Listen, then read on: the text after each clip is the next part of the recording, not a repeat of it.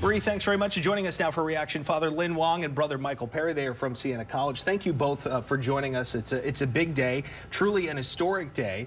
And Father, I'll start with you. I'm wondering what the reaction is to the fact that this is the first American Pope. Of surprise, but also for me it was a bigger surprise because I'm also the same.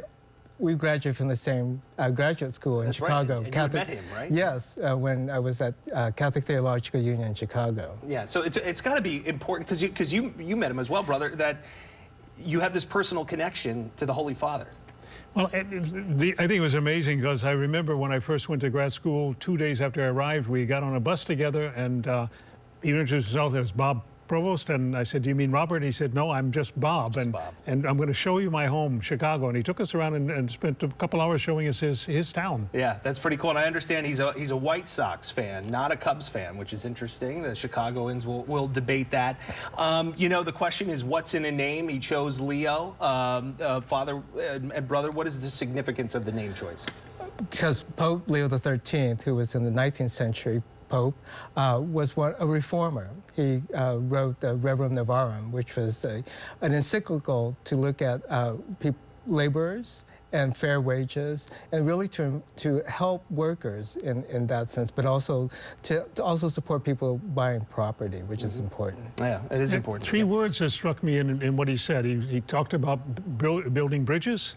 He talked about dialogue, and he talked about the St. Peter's Square, an image of the church being open and receiving everyone, no one excluded. So I think he's going to continue in the direction of Pope Francis, and we're going to continue to see this contact with the world. Very simple. And I, by the way, on the way over here, I talked to the Franciscans in Lima, Peru.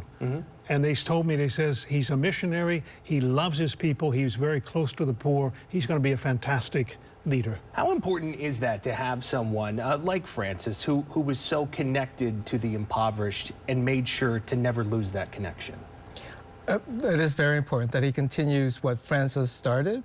We don't think Francis finished because there's a lot of things that are still ongoing, especially with the climate change, and then also taking care of the poorest of the poor in our society. And then also bringing people together, as Brother Michael said. He was really a bridge builder and someone who wanted to dialogue and encounter people from all different cultures. I guess just final thoughts.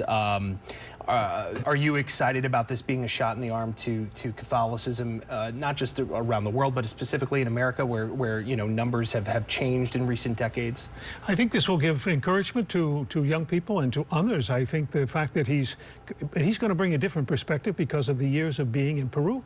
And the fact he's got two nationalities. He adopted the Peruvian nationality, and I think he's going to bring a different perspective, but a fresh perspective too.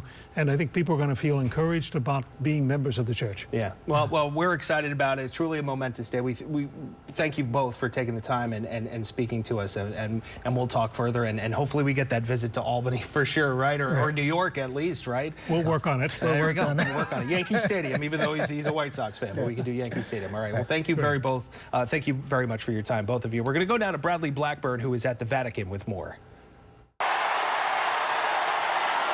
White smoke billowed from the Sistine Chapel, a signal the Cardinals had elected a new pope.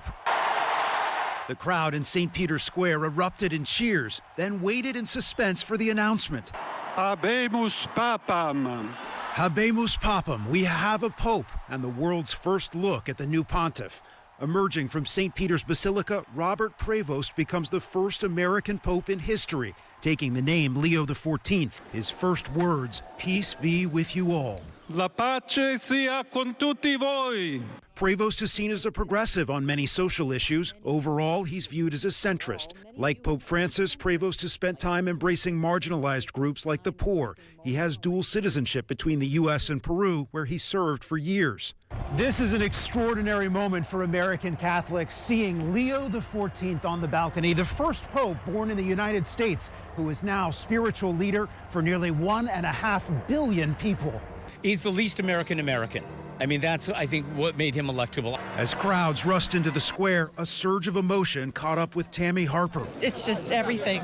Once in a lifetime. It is a once in a lifetime, and for us to be here in this moment. Just so blessed and grateful.